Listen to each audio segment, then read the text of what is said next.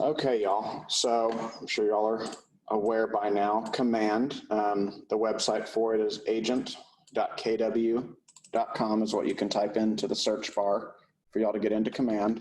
If you haven't done that before, if it's been a while, agent.kw.com is our login for Command. Okay, y'all. The way to get into DocuSign through Command is by using opportunities. Over here on the left side of the screen, the red KW, you can click that and it'll expand all of these different little apps for you, tell you what's in each of them. We're going to be going down to the handshake icon in opportunities. Before I do that though, I just wanted, for those of y'all that have your DocuSign accounts connected, this will be redundant. But for those of you that are brand new to this, or you're watching this on YouTube, you're a new agent, you have never, you haven't met with me, we haven't gotten your DocuSign account connected. What you're going to want to do first is up here on the top right of the screen where your name and picture are, or if you're new, it may just be your name and a KW logo. Click on that, move the zoom thing, and go down to settings. All that you're looking for in here is to see that your DocuSign account right here is in the connected status. Okay, you'll note it'll also say disconnect account right here. So just make sure that your DocuSign account is connected. If you're running into an issue, once we get started here, that may be what's going on, or if you're watching this later. So just make sure your DocuSign account is connected in settings, okay, y'all? So, like I said, to get into DocuSign from Command, we're gonna go in through opportunities. For those of you that are seasoned agents, an opportunity is the command term for a loop in .loop, or a transaction in zip form, if you used that before. So whichever, if that's any confusing, there you go. You can either create an opportunity up here by clicking on the teal icon and going through this process, or if you've already created it, you can just click at the top of the screen right here to all opportunities. It gives you a nice list view, which I personally prefer when I'm doing all of this, okay, y'all? You can click on the teal names for all of these, and where you're gonna be able to get into DocuSign through opportunities, you see we're on the details tab right here. As soon as we open an opportunity, we're gonna wanna jump over to this third one from the right, documents tab. Okay, you'll know you've clicked on it when you see the word residential. You'll see these folders here for uploading documents to your MCA department at either Coppell or Richardson or whichever market center you're in. And it'll also have the blue line right here underneath the documents term right there. Just want to give a thumbs up. Are we all good on all of this so far? Okay. It may be super slow, but I'm just making sure we're all on the same page. So if you have just created an opportunity for the first time, what you're going to click on right here where it says go to transaction for me, it's right under the word timeline. For you, it may say start a transaction. The first time it'll be a black or gray, dark charcoal grayish icon, kind of like the color at the top of the screen. And it'll say start a transaction. It's the same button in the same place. It's just to get you into DocuSign. When you click on that start or go to transactions button, it'll bring you in here to log in to DocuSign Rooms. Your login for DocuSign Rooms is the same login as normal e-signature DocuSign. If you've used that previously, pre.loop, that's what I used when I joined back in 2016 as an agent. So same login for both of those. So I'll go ahead and get logged in. It'll ask you to log in every time you do this, just so you know. Just trying to keep everything secure for you. So let me go ahead. This is a fake client. I'm gonna start a new folder here because I've got too many dang things. Actually, I'll just archive all these real quick. Okay, so here we are in DocuSign Rooms, okay? What I want to first talk about, you'll know you're in Rooms on the top left of the screen where it says DocuSign Rooms up there. The reason I'm making a point to talk about this is DocuSign Rooms is a subset inside of DocuSign than the e-signature platform. Keller Williams is a company. We are one of the first companies to partner with DocuSign for this DocuSign Rooms platform, so to speak. You can always get back to DocuSign e-signature by clicking on your name on the top right of the screen or your picture, and you can switch to e-signature. Okay, that's just the old normal form of DocuSign. So to show y'all, this is what the e-signature platform looks like. This is what you get when you just type in DocuSign, if I could spell, it'd be great. DocuSign.com. This is what you get on the e-signature platform. What I was talking to y'all about a end around if command was ever down and you still needed to get into a existing room for a transaction. Let's say command was down at one point, like for some reason nobody could open it anywhere in the company. You could log into DocuSign.com just like this. This is the e-signature platform. This should look familiar to you if you've used DocuSign pre-command, pre-Keller Williams.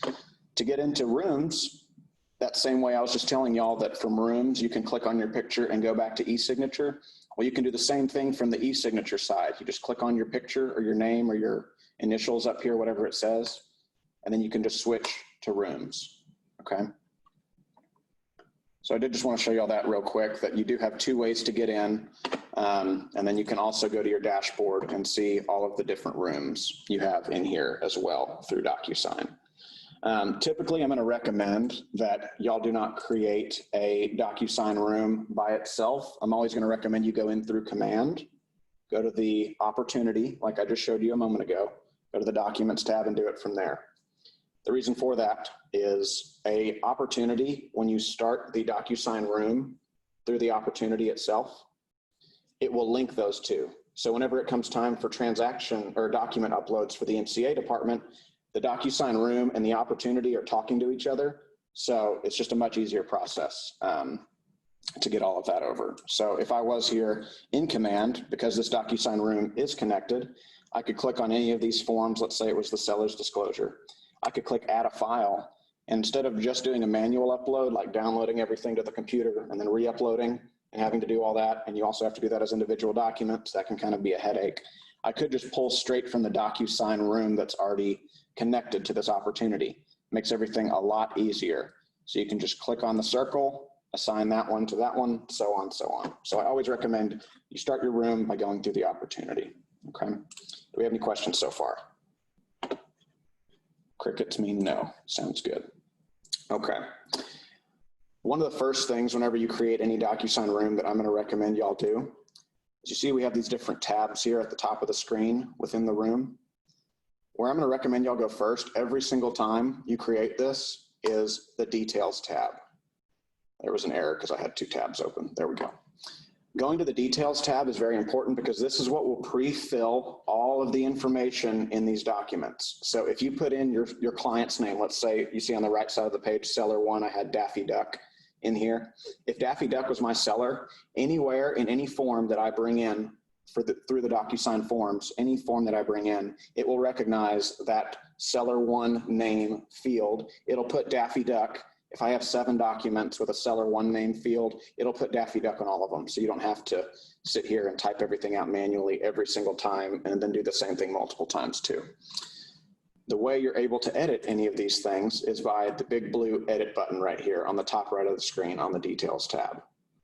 When you click that, everything opens up and you're able to put in their information. So I could put in Daffy's cell number, so on, put in their email.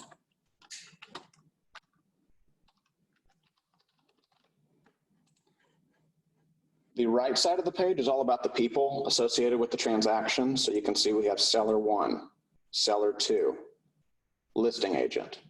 Well, let's say we were actually working with a buyer and not a seller in this particular instance. You can click the little arrow next to the word seller one and next to all these titles to minimize them so that you're not having to scroll down like crazy to get down to your buyer. See, there's our buyer name on this one, my fake client at gmail.com that I had put in there. So just a little pro tip for you, you can minimize all these so you're not scrolling like crazy.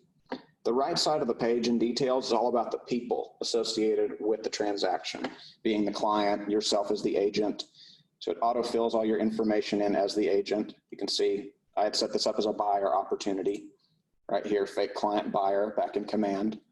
And because I did that, it autofilled all of my information as the buyer's agent. It pulled in my name, my phone number, office address. This is when I was back at the Southlake office, so it's got that address in there.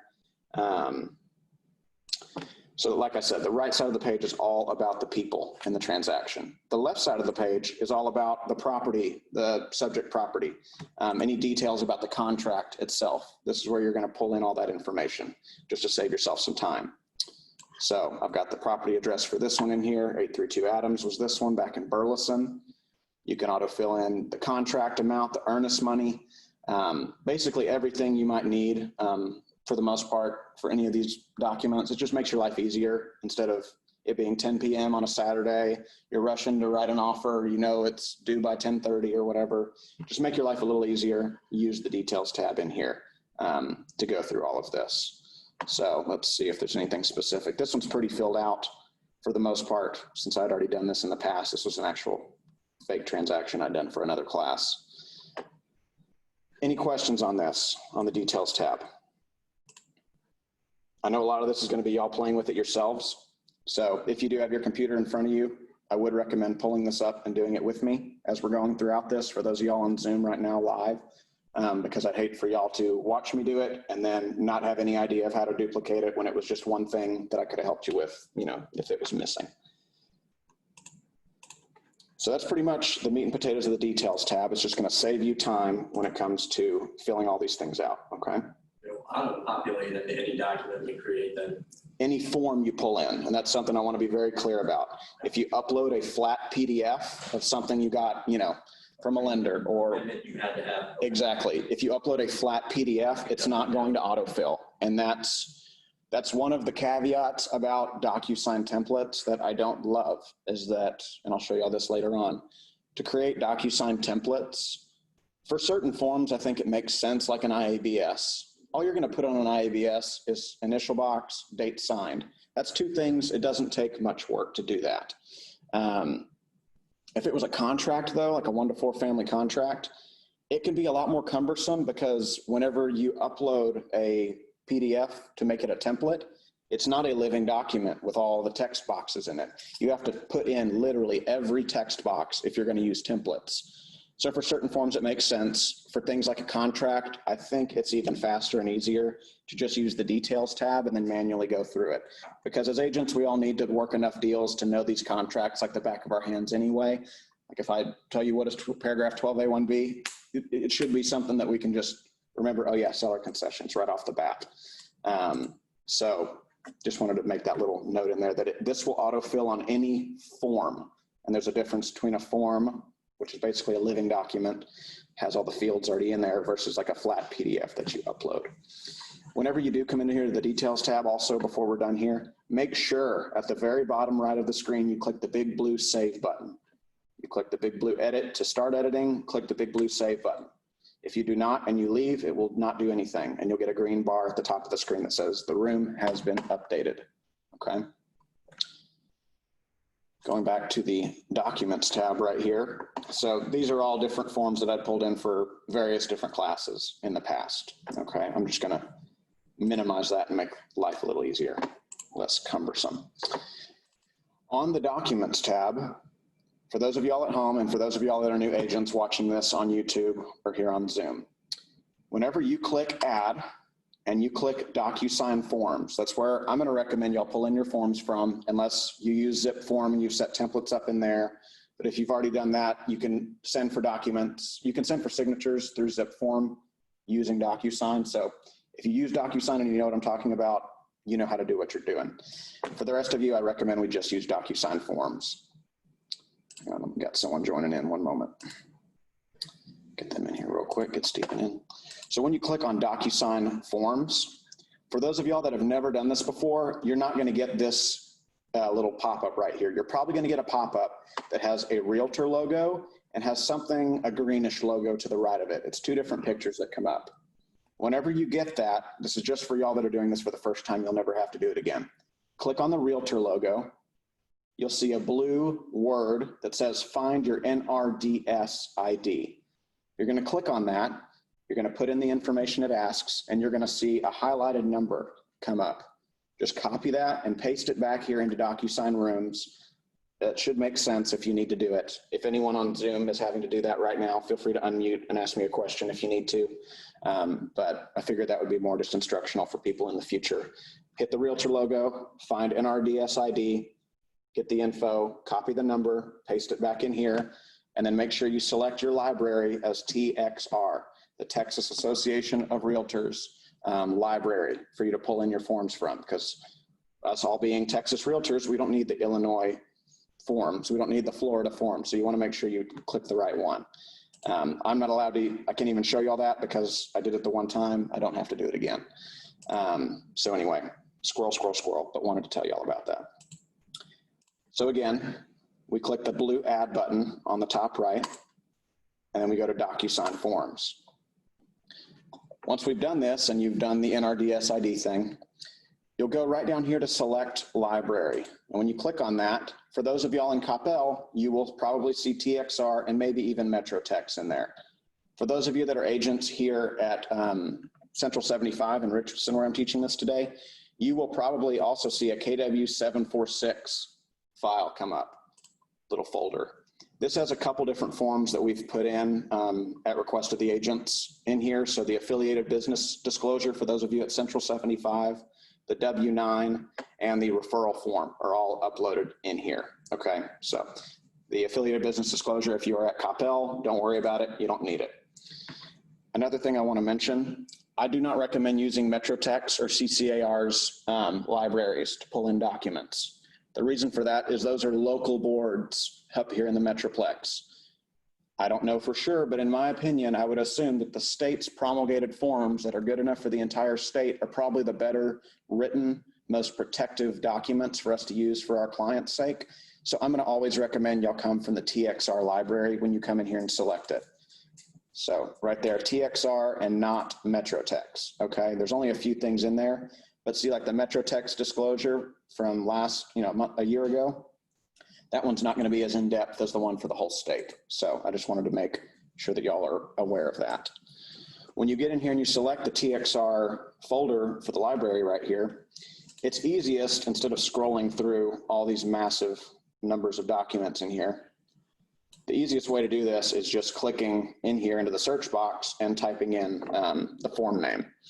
Now, this is just going to take y'all getting used to it because like I personally know, because I've been inundated in command like crazy for the past 5 months since COVID hit, I know that the 1-to-4 family contract, the way it's written in the TXR library is actually the word 1 to FOUR. So if I type in the word 4, you can see it pulls up right there, 1-to-4 family residential contract, makes it a lot easier to find these things.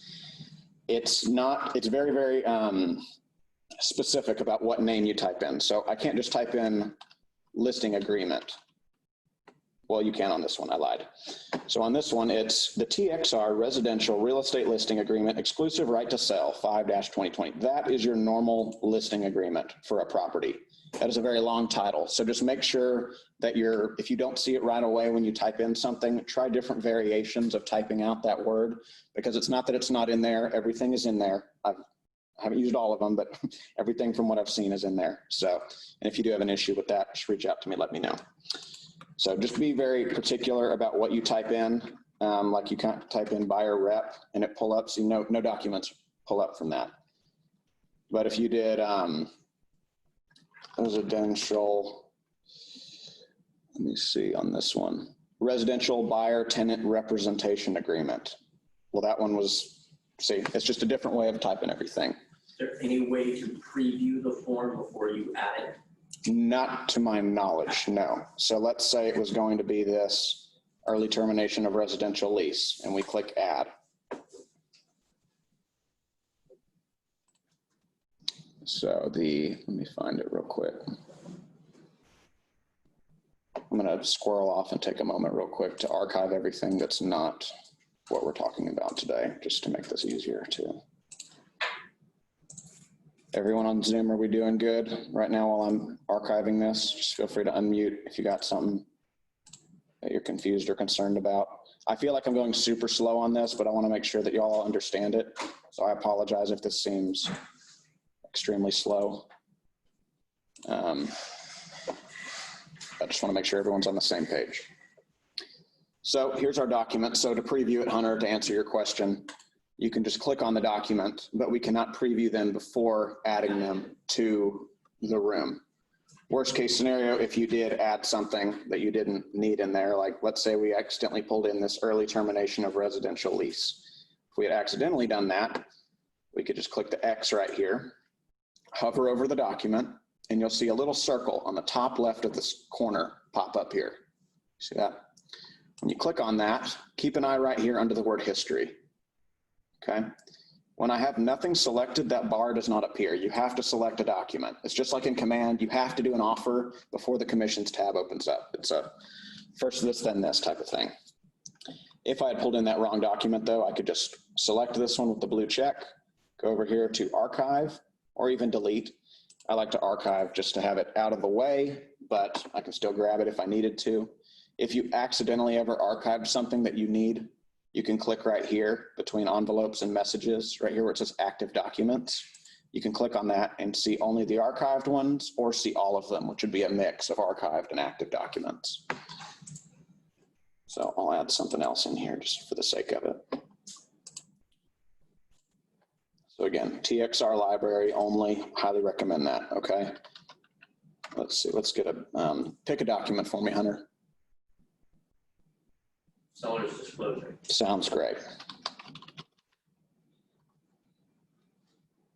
Oh, well, I've already got that in there, go me. I'm gonna pick something else then because I've got, you know what, here actually, I'm gonna make this easier and just pick a different room altogether.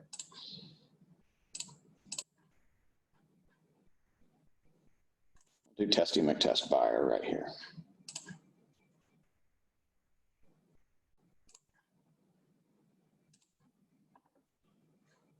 Okay. So no seller's disclosure notice in here, so that's good. So we'll archive all these guys real quick. One thing I'm going to mention real quick before I move on to what I'm about to do, you'll see that there are these colored icons in the middle right side of all these documents in here. I'm going to zoom in so y'all can see what I'm talking about. You see how this one right here has a PDF logo? That means it's a flat PDF. This is just a certification that DocuSign creates every time you send an envelope and get things signed for signatures. Right here, this one is green and it says signed for me, and it also has dash signed right here. DocuSign will make a duplicate of your documents whenever you send them for signatures. So you'll have the initial one and you'll have a dash signed version with this little green logo in here. If it was just the form that you had filled out, well, here's that same form, but it's just the form. It's not the signed copy. Same here for the third-party financing. Okay, so just wanted to make sure that y'all saw that for the color coding side of things. But to bring it on back, let me archive these and then we'll pull in a seller's disclosure notice. On the seller's disclosure, if y'all are not using Seller Shield, it's a website that walks your sellers through filling out the seller's disclosure. Yeah, Seller's Shield. So right here, this website. Just wanted to make a note of that in case y'all are not using that. I know it's over here at the Richardson office. I think it is over at Coppell as well. I'll double check on that. If it's not, we'll talk to Bill and leadership about that. But this is a really great website that you just put in the client's information. So their email, their name, how many signers, who needs to sign first and second, if that matters. And this will quite literally walk them through the entire process of filling out the seller's disclosure in layman's terms so that they're not coming to you asking you questions that you probably shouldn't be answering because you didn't own the home and live with them more than likely, unless you're like Hunter and selling Bill and, you know, Bill's house. So that would be the only application if it was your parents and you were helping them out. They might not hire you, Hunter. Yeah, you might be on the outs for that. But anyway, I just want to make a note for that for Seller Shield in here. So back in here, we'll add in our seller's disclosure notice from the TXR library. So right here, we've got our seller's disclosure notice. You can click the circle next to these and you'll see right under it, it says how many forms are selected as you do this. You also do not have to add one and then click add and do another. I could search something else like the contract and I could select that. So you can add as many as you need to at one time. It's not a one-by-one thing. Obviously, if you've added it already, it's showing that grayed out. Yeah, that's why it's grayed out for me. So if you accidentally brought something in and archived it, needed to unarchive it, that could be a scenario. But yeah, it's grayed out if you've already added it in. It only allows one version of it. And let me tangent on this real quick because I had this happen with the lease application document. DocuSign Rooms only allows you to pull in one version of the form. So like if you go to DocuSign Forms, you pull in a lease application. In zip form, it gives you like 5 or 6 of them. In DocuSign Rooms, it gives you 1. So if you're sending any document, but let's just say it was a lease application, if you're going to send that to multiple applicants, let's say you have 2-3 people applying, what I just showed you all a moment ago with the signed copy and the old copy, let me show you the archive documents. So we've got our signed copy right here. We've got a regular copy that has not been signed yet. Basically, it will make this duplicate for you. So let's say this was the signed lease application, and this was the original one that we wrote on, and we put in the client, the tenant's name and info. You could then go into that previously created one, the one that's the form, the not signed version, edit the name, send that one off for signatures. So that is a workaround if you want to use DocuSign fully and not learn or have to use zip form if you're unfamiliar with it, to pull in multiple versions of a document, because that was something that I kept hitting a wall with a few months back when I was helping some tenants. So y'all are aware of that. To edit a document, when you pull in these forms, you'll just click on it with a left click.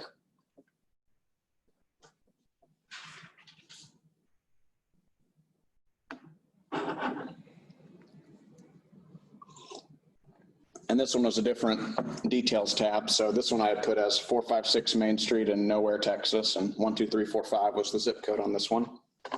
But you can see that pulled in right off the bat. And when you hover over it, you see this little yellow tab come up that says room, property, location, address 1. Well, that's like the specific box. So that's how DocuSign's, that's how the details tab is talking to the documents tab. That's how it's sending things over. So I'm sorry, Clark. Let me just, and I'm sorry for doing this. Let me take you a little bit back behind. Yeah. We are in DocuSign, and I wanted to know how to go over to the TAR documents you just spoke about shortly. Mm-hmm. How do I get there so that I can be up to speed? I have another screen. Yeah, certainly. So go, are you inside DocuSign Rooms now? I am. Okay. On the top of the screen, go to Documents tab.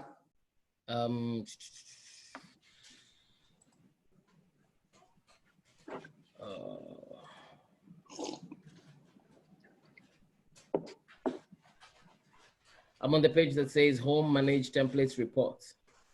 Okay, so what you're going to do, you're on the normal DocuSign. So what you're going to do on the top right of the screen is click on your picture or initials. Do you see that in a circle?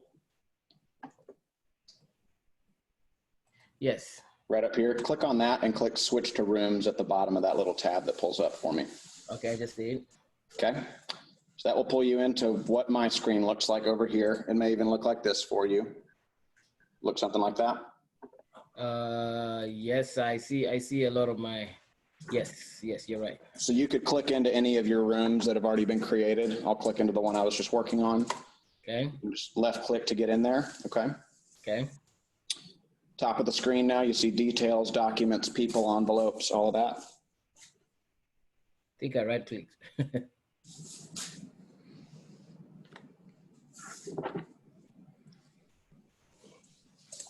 So you'll just go to the Documents tab, click Add, and then from Docusign Forms, it'll get you in there. And if it doesn't, I know we've got a meeting this afternoon afterwards, so I'll get you up to speed on this in the quick version if we need to. Okay, Stephen? Okay, I just clicked Add, and then I went to Docusign Forms. Yes, sir. Did the Realtor logo come up, or did this come up? TXR deal, TXR, TAR, the one that you were talking about earlier on. Mm-hmm. So, okay, cool. Yep, so you'll just select the TXR library whenever you're doing this. It's got the commercial and all the residential forms, okay? Okay, cool. Let me continue following. Sorry for interrupting. No worries. Thanks for asking. Appreciate it, Stephen. Thank you, sir. All right, y'all. So that's the seller's disclosure right here. Let's say we're going to pull in something else too.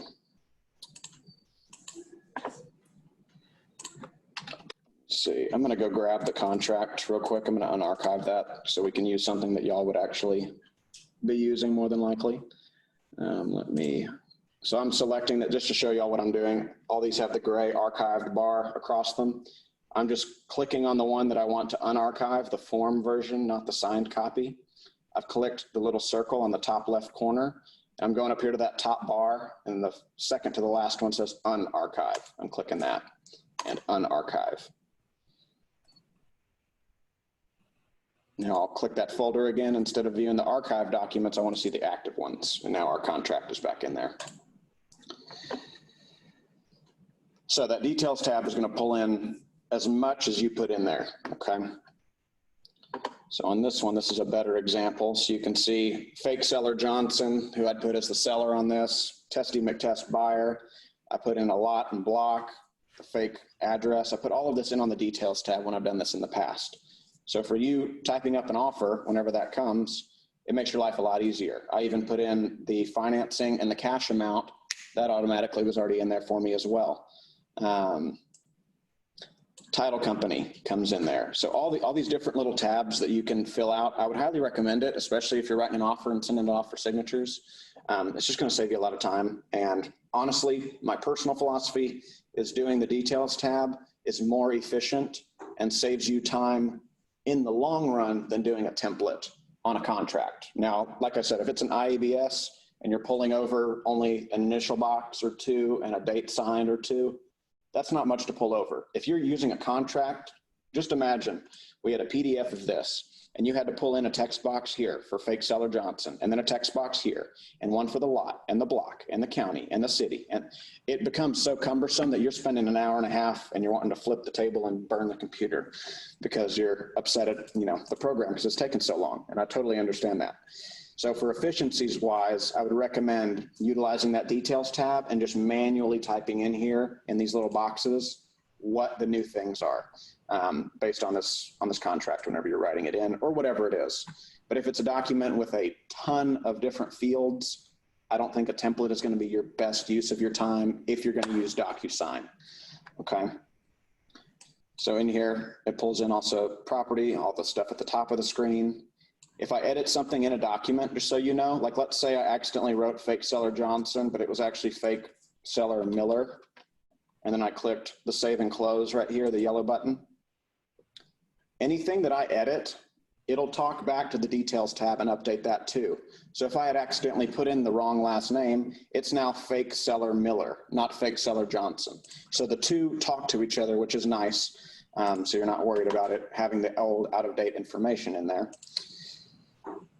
So let's say you had filled all these out to the best of your ability and you were ready to send it off for signatures. Just like how I had archived it earlier, you hover over the document and the little circle on the top left, you'll just left click on that and it'll be highlighted in blue. You'll also know because your little bar over here under the word history comes up. When you do that, the way you're going to be sending this for signatures is this pen icon in the middle of them, the DocuSign pen icon.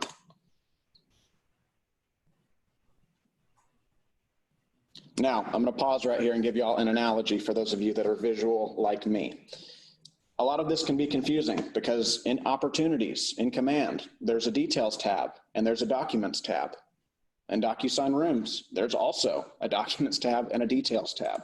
When it comes to DocuSign, the analogy I give is picture it's the 70s or the 80s, like computers, not a thing. We're going into the physical mail room of our corporate job or our Keller Williams office. You're walking into the physical mail room to pick up the documents from the documents tab that you're then going to put into an envelope. You're going to address it by adding your recipients down here, and then you're going to send it off for signatures in the mail.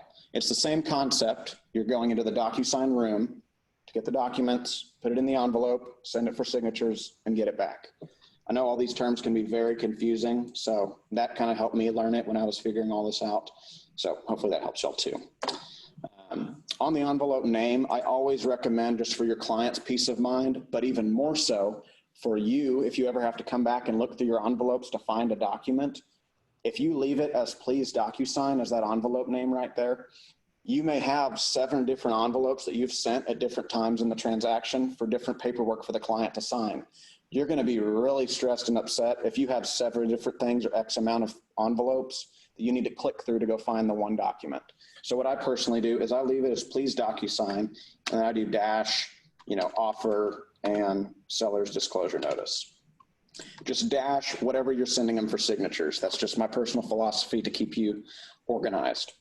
What I also do in addition to that is that's great for the envelope name for me and my back end. But also down here at the very bottom of the screen where it says email subject, I just copy and paste the exact same thing in there so that whenever the client gets the email, they're not wondering, what am I about to sign? What is my realtor sending me? Ideally, you probably, had a conversation with them that you're sending them paperwork, but I think that's just good to have in there as well. So we've got the envelope name at the top of the screen that's in there. We've got our document right here. And then here's where we're going to do the recipient part of things. This is also why the details tab is important, because you're going to have to sit here and manually add in the name and the email of your clients if you have not already done it on the details tab. So when I click add recipient, this is very important. I'm going to take a pause here.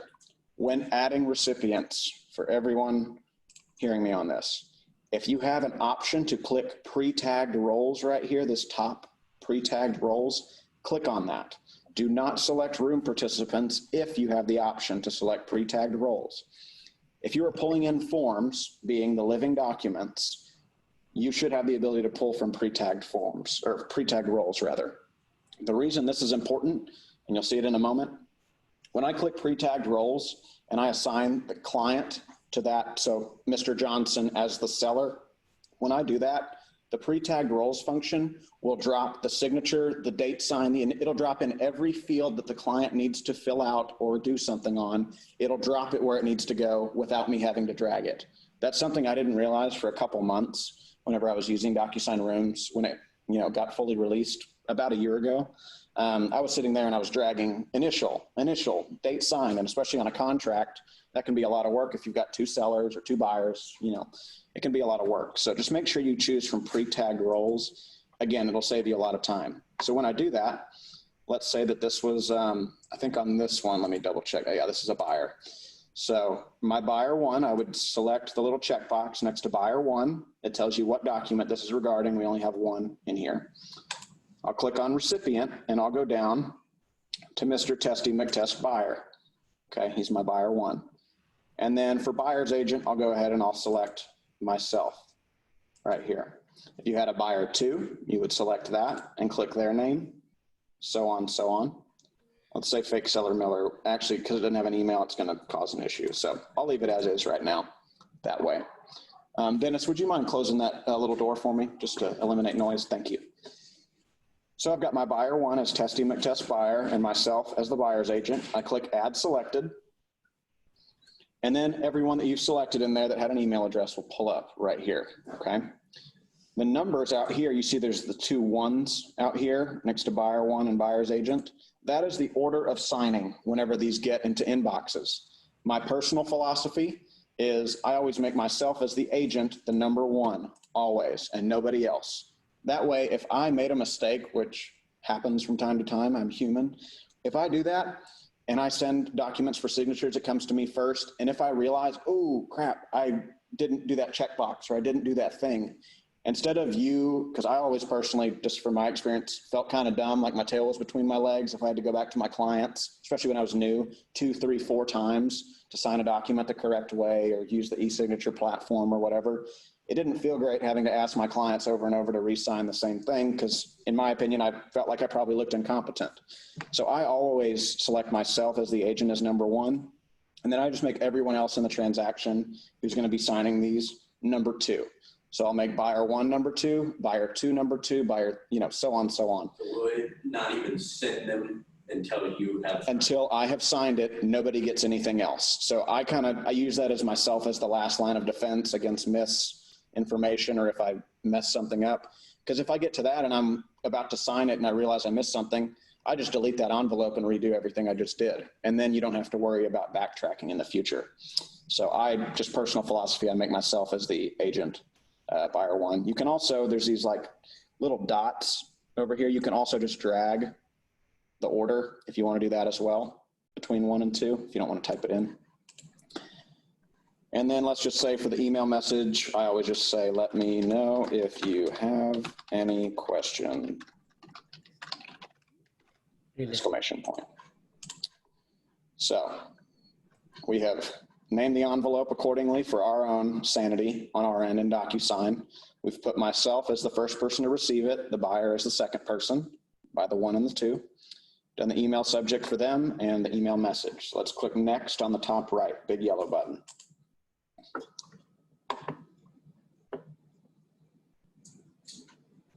When we do this, this should look very familiar to those of you that have used the e-signature platform in the past. This is quite literally the embodiment of it, and this is pretty close to what the mobile app looks like as well. If I need to execute. So Sarah asked, someone on Zoom asked me if she needs to execute a document after the clients have signed, how would she do that if she's the number one? Well, in my mind, you're doing that after the fact.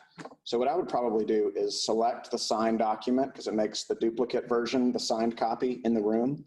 I would quite literally just go through the signing process of sending it to yourself, adding in the date signed, just where it needs to go, and doing it that way after the fact. So get the full signed copy by your clients executed, and then you just add in the execution date yourself by just sending it to yourself like you're a client, if that makes sense. Sarah, we can connect offline if you're confused about any of that. So you can see over here, there's color coding as well. So if you look at the top left of the screen where it says Clark Mundy, my name right here, I can do that and you'll see that my stuff in here is all yellow, okay? You can also see that there are all these different tabs in here as well. Well, there are only blue tabs in here for Mr. Buyer. Well, that's because if you scroll down, like I said, the initial box, because we use pre-tagged roles, is already placed where we want it to go, okay? So there's only blue tabs on these because I'm not signing it as the agent. The only thing I'm filling out at all would be page 10, but that's just DocuSign thinking that we do it that way in Texas. The yellow one down here is just for the receipt of the option fee and all that. You don't even necessarily need to fill that out, okay? Honestly, as the agent, I'm just gonna delete all that because I'm not filling that out right now. We're just submitting our offer at this time. So I go to the top of the screen. Here's page 1 of the document. So we can scroll through it. You can see we've got our buyer initial box right there. If we had 2, it would be another one right here with a different color. So let's say we had 2 sellers and I was one of them, or 2 buyers rather. I could pull that over and then you could see very easily, color coding wise, there's a yellow and a blue over here on the right side of the page telling you that both parties need to sign this. You can also see because it's dropped in here.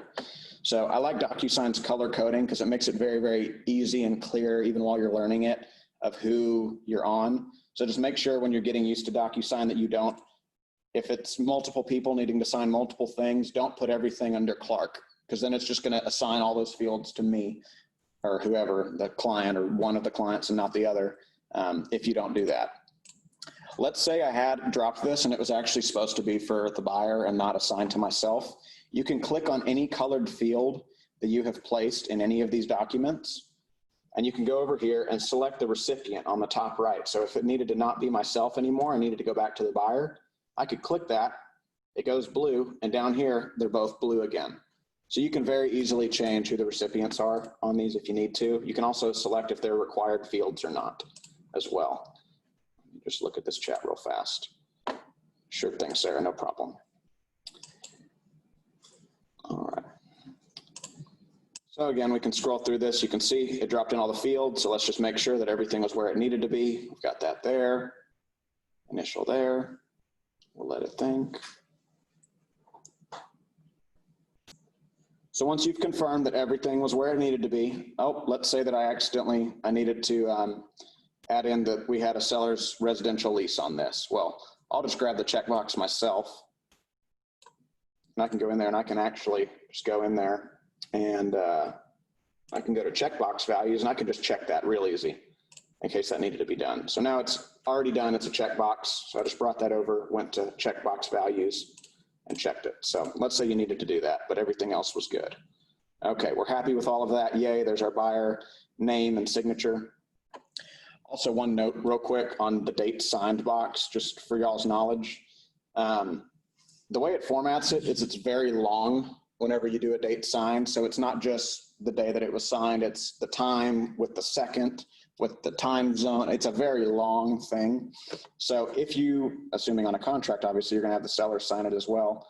I would just recommend moving the signature box over here so that you can then scoot that date signed over a little bit too, just because you don't want it cutting into the seller's name over here. I've had that happen before where it looks very ugly and it bothers me, but I'm not going to write up a whole new contract for it either. But it's very annoying for someone like me with my personality type to have that overlap and it doesn't look clear and it's just annoying. I know it's all in there and fine and I'll get paid on the transaction regardless, but.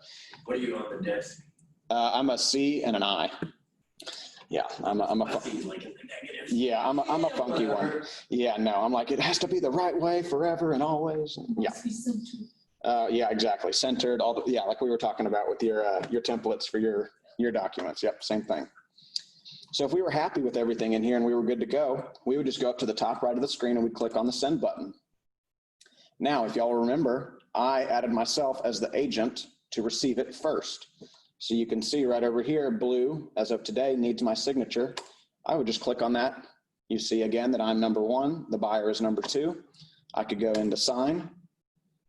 Well, because I actually didn't have anything to sign, watch, I'll hit continue right here. I'll hit start. Oh, I did have one initial box I added in there. So I added in that initial, and now you see that it says finish. As soon as I click finish, it will then send it immediately to my client, okay, because I made them number 2. If you had multiple people as number 2, it'll go to all of them at the same time. People with the same number of order, so if everyone's a 2 or a 3 or a 1, everyone will get it at the same time. However, if you have 1, 2, 3, 4, 5, I don't recommend that, because if you've got a big, like let's say a parent died out of state and you had to get, they had 8 kids and you had to get all of them to sign off on the listing agreement or whatever. Let's say it's a nightmare like that. You don't want to have it as 1, 2, 3, 4, 5, 6, 7, 8, because then you quite literally have to track down Johnny to make sure that he opens his email so that everyone else can sign it, or you know, in whatever order. You have been specifically told you do not send this to my sister. Exactly, exactly. So it'd be situational for that to occur, but yeah. Yeah, it would be definitely out of the norm to need to do that. So just make sure that you have everybody in the same, you know, number order that you want. Excuse me, Clark. Yes, sir. In a situation where you have an elder individual with no email, could we send it to the child's email? You could send it to the child's email. They could print it off, do wet signatures. Or it has to require wet signatures? You need a signature regardless, whether it's with a pen or with an e-signature platform like this. And I wouldn't recommend sending something to an elderly person and then having their kid walk them through it to sign it, because the kid is most likely not a realtor and an expert like we are on these documents. If you're going to need to get wet signatures from someone like an elderly client, I would just, you're getting a big commission check, I'd drive your butt over there and just have the forms handy. You get some FaceTime with them. Or maybe because of COVID, maybe they're worried about that. Maybe you just leave it at the front desk, or you put it on the porch and you go wait in your car while they sign it. You know, whatever that needs to look like. Create emails for clients just for this purpose. I'll go on to Google myself. I'll create the account. John Smith. For those of y'all on Zoom, Hunter's saying that he's created email accounts for his clients before. If they don't have them and they haven't used it before, he quite literally sets up an email account for them so that they can use it and get everything digitally signed. Told the daughter, put it in your notes, in your phone, so you don't forget the login. Yep. So, I mean, it happens. It's rare, but it does happen where that could be the case. So the e-signature part of this, whether it's DocuSign or .loop or zip form or whatever you use, this is just a time saver, easy thing, because we're in 2020. We don't need to be driving all over the Metroplex to get physical signatures. Now, it could be like my first deal after I graduated college, you wheel and deal and you get someone to sign a buyer's rep on the hood of your car. I mean, that happens too. That's why I always keep like 2 or 3 of every form that I might need in my car with me as well, in my little go box, because you never know when that may occur. You talk to an open house lead or a Facebook ad lead and they go, you know, show them a house and you might be able to close that right there. For everybody on Zoom, can I get some feedback as to how we're feeling, where we're at? Just want to hear some voices because I feel like I'm talking to myself right now. I don't have a spirit of fear. I won't bite you, I promise.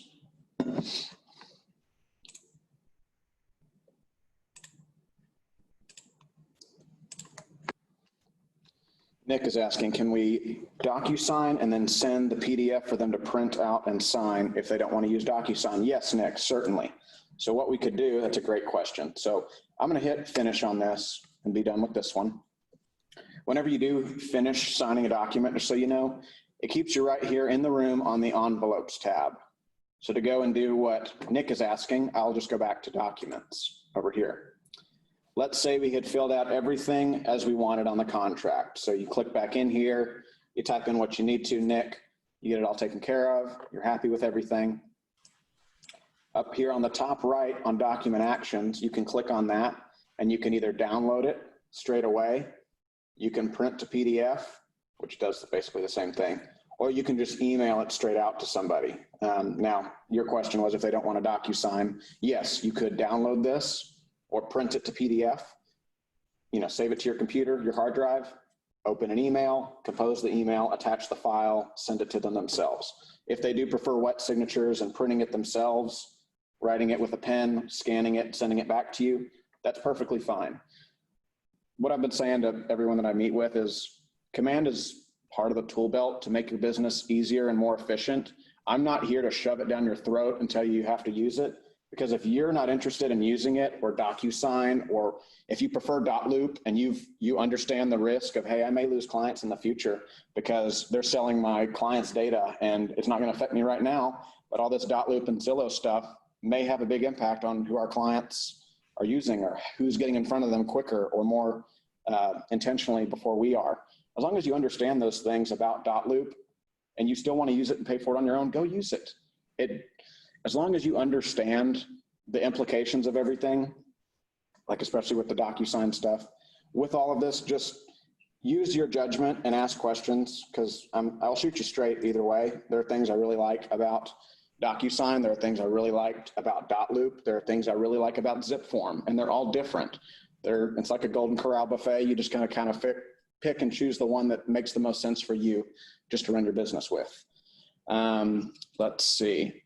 Stephanie over at Capel said, I think the more I do it, the more I'll understand. This has helped me. I was trying for 2 hours to send some things. I wanted to throw my laptop across the room. I totally understand that feeling, Stephanie. It's happened to me too. It really just took, honestly, y'all, if you just spend, like if you make one of these a day for a week and just walk yourself through it, of making yourself the client, walking through all of this, creating different rooms or an opportunity even, you can archive all these opportunities and rooms to learn. Like this Testing McTest Buyer, I couldn't tell you how many things I've had to archive in all of my, in my Command, in my DocuSign, because I'm just using it to train on and honestly to learn from, because I can't sit here and teach a class if I don't have any idea what I'm doing. I don't know anything more than y'all do, to be clear. In March is when I was approached to start teaching these Zoom classes on Command and DocuSign and all this. I just started learning this very heavily in March. Okay, so I just watched Marty Miller's videos, got my feet wet, and then just played with it from there and answered y'all's questions. And the more questions y'all have, it helps me out. I see Deanne. Do we have a question? I've got you muted. Let me unmute you real quick if you got a question. Just want to make sure. Hey, Deanne. Bueller. Let's see. Deanne, if you're talking, I'm not hearing you. So just feel free to, you are unmuted, but if you got a question, let me know. Nick asked. I think Deanne sent a question on there, typed on the chat room. Let's see, what did she? I don't have anything from her in there. Well, Deanne, just let me know. Just either message in here or talk to me if you got a question. Nick asked, if one party DocuSigns and the other is wet signature, is it still valid? Yes, Nick, it is still valid. It doesn't matter how the clients sign it, as long as the paperwork is signed and executed. So that's what I was saying about, all of these different aspects of these different things that you can do. Like, obviously, I recommend that y'all use a digital signature platform. It makes no sense if you've got more than one client to be driving all around town and getting wet signatures. But if one party does wet signatures and one party does digital, I'm sure there's a million different transactions, Nick, that have happened where it was an elderly couple or someone who just didn't want to learn DocuSign, didn't want to deal with it. So they just printed it out and signed it, by hand. That's totally fine. And it doesn't matter how you get these things taken care of, as long as you just get them taken care of, get them uploaded to your MCA department, whether it be Karen or Christy, depending on which office you're in. But yes, that's a great question, Nick. Thank you for that. Okay, I have one myself too. Yeah, what's up, Stephen? On the envelopes tab. Yes. The envelopes tab, is that where we go to when we're just about to send the DocuSign to make sure, if I got it right, to make sure that all the documents are in there and to verify that we signed our part. Yes, so what you can do, like the one that says waiting for others, that's the one that I just signed a moment ago myself. So I could click on that and I could see the checkbox that Clark has signed it as the buyer's agent and what day, time, down to the second that I signed this. You can see the buyer here needs to sign it, okay? It says the completed and the current as part of the envelope. You will get an email as well whenever you send something for signatures for the first time, and when it is completed. You will also get an email with a PDF of the attached signed document. I find that very helpful when I'm on the go. If I'm driving around town and I get an offer executed, if I don't have time to get back to my computer or somewhere with a hard drive where I can download it and compose an email and send it, you could literally just forward on that DocuSign email to get your offer in, because right now there is a shortage of listings and a heck of a lot of buyers. It's like 2012 all over again. And you may need that time advantage on your hands. So you can use that as well, just as something to, if you need to get your offer over quick, you could do that. But yes, that's a great question, Stephen. Thank you for asking that. It'll always tell you, so here, this one's still blue waiting for others. Well, that's a fake email, testymctest@gmail.com. That's never gonna get finished because that's not a real email address, okay? But if it was legit, you know, my clients would sign it and then it would say, just like this one, it would say completed. So I could click on that completed one and see, okay, all parties have signed everything. Up at the top of the screen, it says completed. So everything is done on this one that I would need to see. See, like please DocuSign, I have no idea what's in there. That's why I was saying I recommend y'all add in the envelope name specifically when y'all do this, because this, for my personality, it might just be me and y'all, it may not bother y'all at all. It maddens me to not know exactly something like immediately, like from an efficiency standpoint. Another thing to help with the envelopes while I'm talking about it, there are some little icons here. Let me zoom in so y'all can see what I'm talking about. So you can see on each of these envelopes, there's a little paper icon that says documents in this envelope. And then there's a person icon that says people in this envelope. Well, I was the only person on all of these for the most part, other than this one I had added in myself and my other client. So you could, you know, guesstimate if you had to, okay, this has 7 documents in it and it just says, please DocuSign. That was probably our offer or something big that I had sent off. It was a lot of files. So if that helps, you can do that as well. Now, what specific questions do we have? Do you want me to cover something else that maybe I breezed over? Is there another part of DocuSign that you have had issues with that you're confused about? I used the forms. Okay. And it, you know, took me to the envelope and it took it into DocuSign. Mm-hmm. But then like, it doesn't show in DocuSign when I just log in, but then it shows it on my phone. And I'm super confused. Okay, I'm not even sure. We'd have to look at it. Yeah, let's look at that offline because I'm not sure. For those of y'all wondering, you can integrate zip form with DocuSign if you would like to. It's just you got to learn both programs. If you do not know zip form, you do not have to learn it. However, if you don't know zip form or DocuSign, you can learn both and decide what you like best. There are reasons that I like DocuSign. There are reasons that I like zip form. On the zip form plus side of things, let me see what this chat is. One second real quick.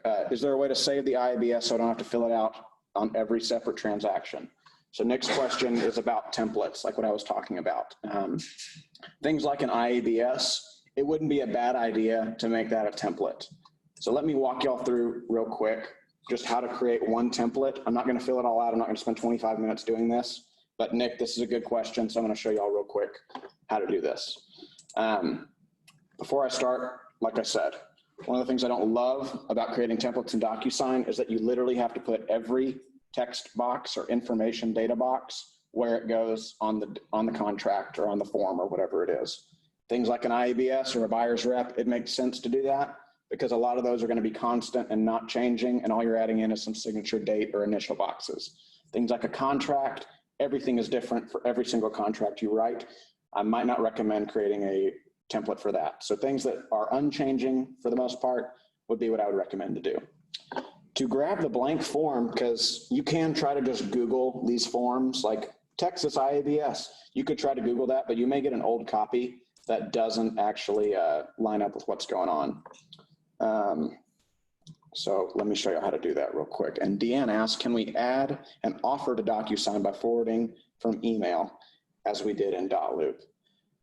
Can we add an offer to DocuSign by forwarding from email? Yes. So Deanne, to answer your question, what Deanne is asking y'all is, can you email, so let's say you're a listing, you receive an offer from a buyer, you're going to execute this. You talk to your sellers, they're like, yes, we want to execute. But either you're driving or you just don't want to download and upload this, and you're not at a computer. There's a Marty Miller video, and I'll try to find it here in a minute, where he outlines how to do this, Deanne, to answer your question. So if I go to YouTube real quick, I know I'm squirreling around, but that's a great question. And you can send, I know it's down here in his other series, so let's see. Uploading multiple documents. Let me find it real quick, because this is a helpful video for y'all to see. Just if you want to watch it offline, I'll even put it here in the chat. But he's done a video on how to, so let's say you receive an offer from a buyer's agent, you can then forward that on to into your DocuSign room itself without even having to download something. Adding details. Well, of course, when I'm teaching a class, it decides to be hiding from me. Okay.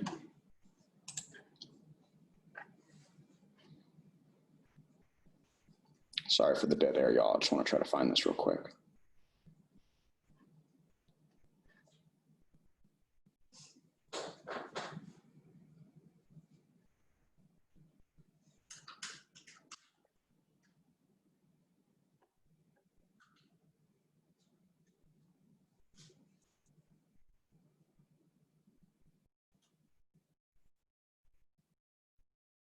Okay, well, I'm having trouble finding it right now. I'll find it after this class, because I'm not going to hold us up for 10 minutes trying to find this.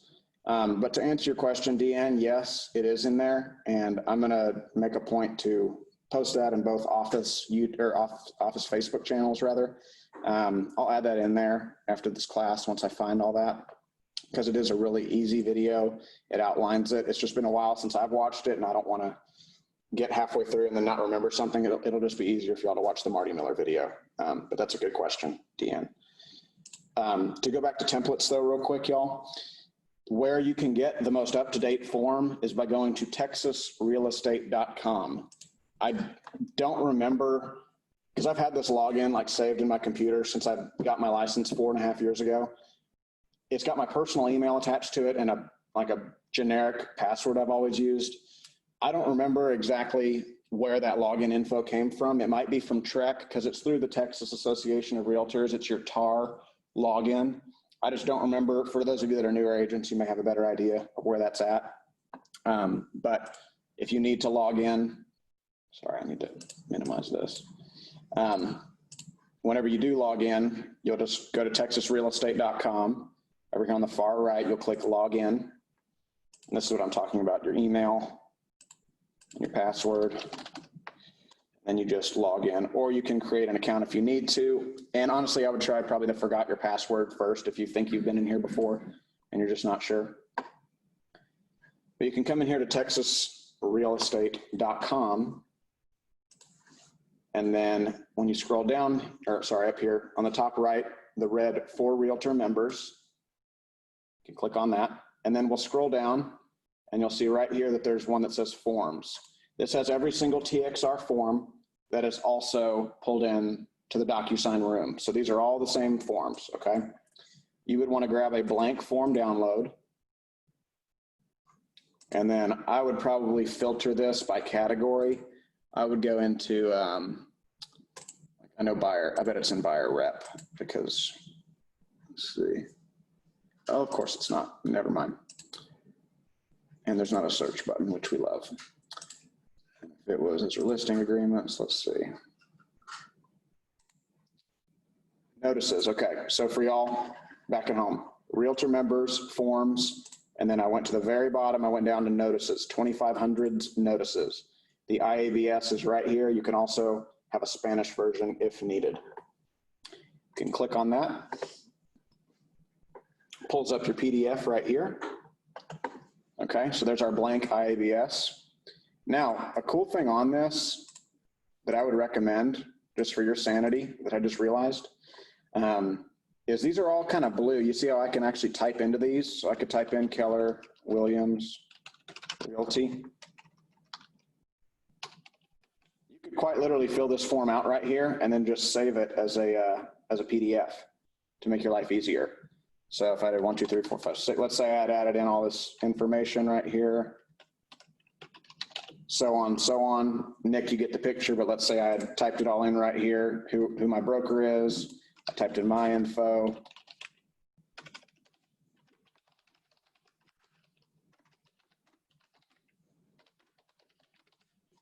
So let's say I'd filled all that out and I was happy with it. I'd just go back here to the print button. And then instead of printing it, I'd go to save as PDF right here, because I want that to save all that information. And then I'll just save it as a PDF. And I would probably name that just IABS template. And again, we're pretending that I filled everything out in here. Obviously you would. I save that to the computer. I would then open up a DocuSign e-signature version website. So DocuSign.com is where you're going to go to create templates for DocuSign, y'all. DocuSign.com, not through Rooms, not through Command, DocuSign.com. When you do that, you'll go to the top right of the screen and log in.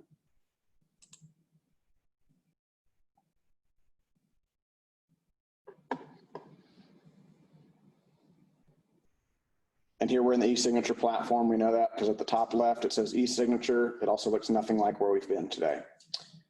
To create templates, you just go on the bar at the top of the screen to templates. And then we would just go to new. You can see I've created a few in the past. So if I was going to create a new template based on what I had just done, I'm actually going to upload that template because I already filled it out here on my IABS. Oh, well, I don't know where that's saved to. That's great. We love that. Let me see.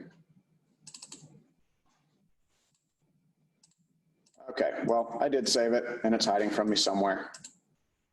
Let me see if I can do that again real quick. I'll just try downloading it. We'll see if it's the same thing. It's on this PC. Okay. So again, upload template, this PC. Okay, I don't know why in the heck it's being difficult, so I'm sorry, y'all. Let me download this in a different place real quick.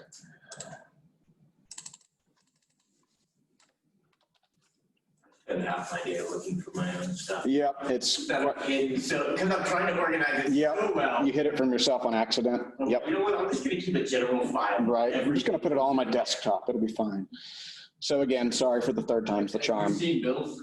No, I haven't. Pretty much what he does. Does he? Makes it easy for himself. On a desktop icon. I love it.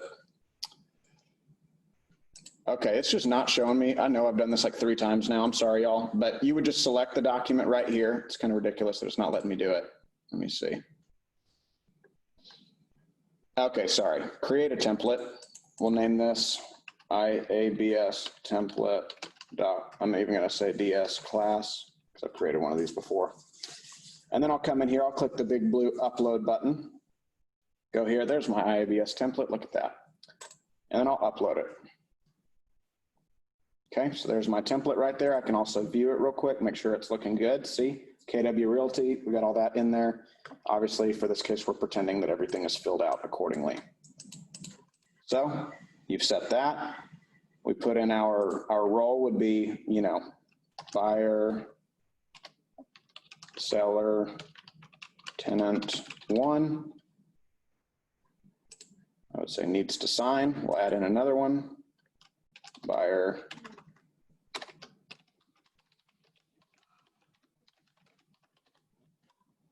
Let's say for some reason we also had buyer listing agent.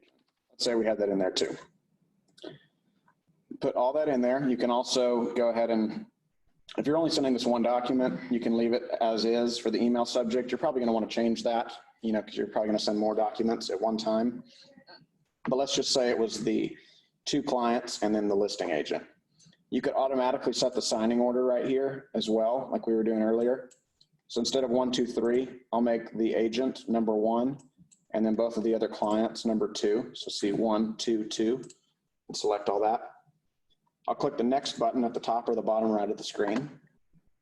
And we'll come in here and we'll just drop in our initial box. So see, it's got the buyer listing agent. Well, I don't need to sign this one actually. So I'm going to go down to the client number 1, and I'll drag over an initial box right here. And I'm going to make that smaller. I'd prefer it to be a little smaller just personally.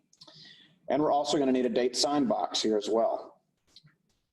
Now to speak on the date sign boxes on an IABS, just for y'all's knowledge, little pro tip here. Like I said, the date sign boxes are real long. There's a lot of data in there, a lot of numbers, all that. So we've got our first one right there, but for our second client, if they needed to sign this, if we have 2 clients, I'll pull over my initial. It also remembers the size you did for something originally, so it'll resize accordingly next time you grab it. But for the date signed on an IABS only, I recommend you stack it like this so that they're not running into each other. Because if you did it like this, all those numbers are going to jumble together and make you want to just slam your head against a wall whenever you realize you have to redo it. So on an IABS, if you got 2 clients signing, I recommend having one on top, one on bottom. That way they run over here and not into each other. If we were happy with this, we would say save and close. Okay, IABS template, DS class, right there. We see that. Now, let's say I needed to send this off for signatures, either in an existing envelope or let's just create a new one for this one.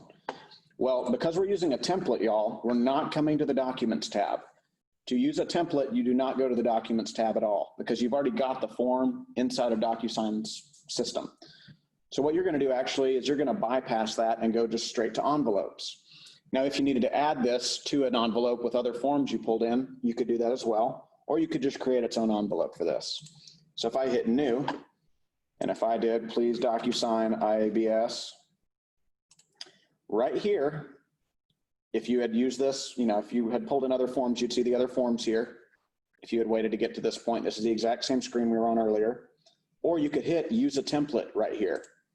And when you do that, it pulls up all your different templates. There's my IABS template from the DocuSign class. I'll hit the checkbox on that. I'll add selected. There we go. We could go in and add our recipient from pre-tagged roles. Remember, we did pre-tagged roles, so it'll drop it all in there for us. When we do that, we've got both of our clients right here. So let's say it was me as one of them and Testy McTest is the other one. I'll add selected. There's us, both in there. I'll please DocuSign IABS. All right, I'll hit next. And those 4 fields that we just pulled in, the 2 initials and the 2 date signs, are going to be right in there where they're supposed to be, right there. So again, this is very nice and easy and simple on certain documents that do not have a lot of changes between clients. So again, for those of y'all on YouTube or Zoom or whatever, I would not recommend making a template for a contract. It is going to make you very unhappy to realize that whatever time late at night on a weekend when you're trying to send an offer in a multiple offer situation, that you can't do something, or that it's difficult, or that you got to drag every text box and you're getting frustrated and it's late. Things like an IABS, a buyer's rep, a general info, an affiliated business disclosure for the Central 75 agents. All of these documents that are like required, like a wire fraud, all those different types of things that don't change, that are pretty basic and just are informational and just need a signature or a date signed or whatever on it. You could definitely create templates for those, and you could do it for anything. I just, from my experience, because I've played in this so much, I've gotten very frustrated when I've tried to make like a contract template of something like that. Because I mean, you could sit there for 3 hours pulling text boxes over and driving yourself crazy. So let's say we were happy with that. We would just hit send just like the other one to wrap this up with a bow, Nick. It pulls us back in here. Here's our please DocuSign. I think that was the one from earlier. I think this is the one for now. So yeah, you can see buyer, seller, tenant 1. I could click on sign. Continue. And bam. I just click where I need to, and there's that date sign, and then the other one from the other client would go right in under here. But you can see it's the time, with the PM and the CDT. So it's a very long thing. So just for your knowledge, I hope that helps, Nick. I know that was kind of a long answer to that question. All right, y'all, we're coming up here on 3 o'clock, so I want to open it up for at least 10 minutes for questions. What are we confused about? Do we feel better? Do we feel worse and need to set up a one-on-one? How are we doing? Talk to me. Or I'm going to keep saying Bueller until 3 o'clock, and it's just going to be awkward and uncomfortable.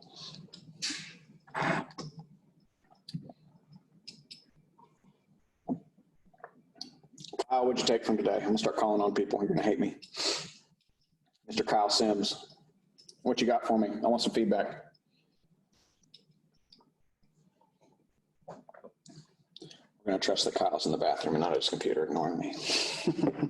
Stephanie, anything else for you? As I know you're one of the newer agents in here, I'll unmute you. There you go. I can't hear you.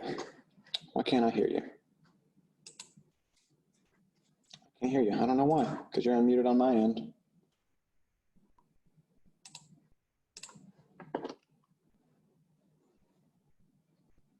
Well, I can't hear you, Stephanie, but you could text for me if you want in the chat. It's probably my computer because I've got a whole setup over here. And let's see, what did Debbie ask? Debbie, to answer your question about loop or about pulling contacts over from .loop, you can't pull over contacts, but you can pull over any existing loops. So if you were working in .loop on a deal right now and you wanted to get that in command because you need to send it for compliance through there and not through .loop, you could do that. There's an import button in command. So this might be helpful for y'all too. In opportunities, there's an import from .loop button right here when you just click on opportunities. This is for active loops. If you've got things you need to pull over. If you're just wanting to have all of the loops, all of the documents, everything from previous transactions that have already closed out, that's a different process. Shoot me an email and I'll help you with that. I'll send you a PDF on how to do that. But we're not going to import. It would honestly be too much for command if everybody imported every single old loop. Because if you're doing 10, 20 plus deals a year, if you've been an agent for 5 years, that's 100 different things with all the different documents, with all the stuff. So we're only uploading into command and importing the active ones that are finishing out, but not any previously closed, like a loop from 2016, we wouldn't be putting in command. But I'll show you how to save that in Google Drive if you do have a question about that. And feel free to clarify. Yeah, let's see. Debbie said archived loops. Yeah, so when you say archived, I assume you mean just closed out loops that have, been finished up and you've gotten paid on, but you just want the data, you want the information, the paperwork. Then yes, I could help you with that. Just shoot me an email, Debbie. She says yes. Yeah. Shoot me an email and I'll send you the instructions for how to do that. It's pretty simple. It just takes a long time depending on how many loops you have to pull over, and it saves them into Google Drive. So it'll basically create a folder in Google Drive with all your old loops in it, all the documents and everything from them. And I find that very helpful. My team has already been using Google Drive for probably 2010, probably the past 10 years we've been using it, as long as it's been available. And we have everything backed up in there just for the simplicity of having it on our phones at a moment's notice. I could pull up a buyer rep from 2012 right now if I wanted to within probably 15 seconds. So if you're not backing your things up into Drive, that's a good option to do. But yeah, Debbie, shoot me an email and I'll be happy to do it. Janet said, very helpful, just need to practice. Thank you. You're very welcome, Janet. So I'm going to recommend that, I'm going to ask that y'all, as like an unofficial homework, take some time in the next week, create 2, 3, 4 different rooms and opportunities. Just work through this on your end because I am here to help y'all. But what I need from y'all is when you don't need to know the stuff, if the time is not pressing, like I need to write an offer right now, if you're just hanging out and you've got time to do things, take time to learn these things because I am here to help 9 to 5, Monday through Friday. Doesn't matter which office I'm at. I'm here to help. But I love y'all, but I'm not going to answer the phone at 10:30 p.m. on a Saturday when you've got an offer that you're trying to write and you haven't learned DocuSign, or you're trying to skip through my YouTube video really fast and you're under pressure. I love y'all, but I'm not going to do that. I need a work-life balance just like you do for my fiance and my life and my dogs and all that stuff. So during the week, play with this stuff. As you run into issues, let me know. I'm here to help. If I'm not at your office that day, we can hop on a Zoom, or we can set up an appointment for a one-on-one for 30 minutes or an hour. The next day I'm there at Coppell or Richardson, okay? I want y'all to just take it upon yourselves to play with this stuff, because I can sit here and teach hour-and-a-half classes every month, twice a month, multiple times a week, all day long. But unless y'all are in there and getting used to it and getting comfortable with it, because it's just like Facebook, it's just business in a business format. When you opened up Facebook for the first time, you weren't flying and whizzing around, you know, knowing how to do everything. You know, you're probably trying to play Farmville and Mafia Wars in 2010. Yeah, Nick's laughing because he knows exactly what I'm talking about. Just take the time to learn this stuff and get comfortable with it, because it will help you greatly whenever time is of the essence, when you are in a crunch, when your client is like, come on, I need to send this. We're in a multiple offer situation. Let's see, Stephanie said, my biggest challenge will be getting the forms. I'm going to play with it. That was my problem the other day. So again, y'all, what she's saying about pulling in the forms, texasrealestate.com is where you get those forms, okay? Again, I'm going to upload this on YouTube. You can come back and click through this and find this as well. Do we have any other questions here before I close off for the day? Just want to make sure, give y'all one more opportunity before I sign off. I will take crickets as a no. I'm also going to find that video that we were talking about for sending in paperwork into a DocuSign room without ever having to uploading it, but basically by forwarding an email directly into a DocuSign room, okay? I'm going to find that. I'll put it on both the Facebook groups, and I'll put this on YouTube as well, probably tomorrow. So I hope you'll have a great day. Please reach out to me. I'll put my email in here as well for everybody. For those of y'all in Richardson, I've got this email. One second. It's my Richardson email, technology@centralkw. Those of y'all over at Coppell, Clark Mundy at KW. If you email me at the Clark Mundy, I'll respond to you either way. I just like to have my inboxes separated, you know, because I'm a high C, Hunter. I like things organized. All of mine. Yeah, he's like, just put it all in I there. don't care where you email me, it goes to the same place. I'll see it no matter what. So anyway, I hope y'all have a great day. Please reach out to me. Let me know how I can help. If y'all are frustrated with things, I can't help if you don't talk to me. I can't get it down to KWRI because maybe I don't know the answer, but I can guarantee I know who to find the answer from if I don't know it. Okay, so I'm here to help. I just want to say that every time I do one of these things. So I hope y'all have a great day. Stay safe out there. Let me know if you have questions. Let me know if you need a one-on-one, and we'll make it happen, y'all. Okay, y'all have a great day. We'll talk next time.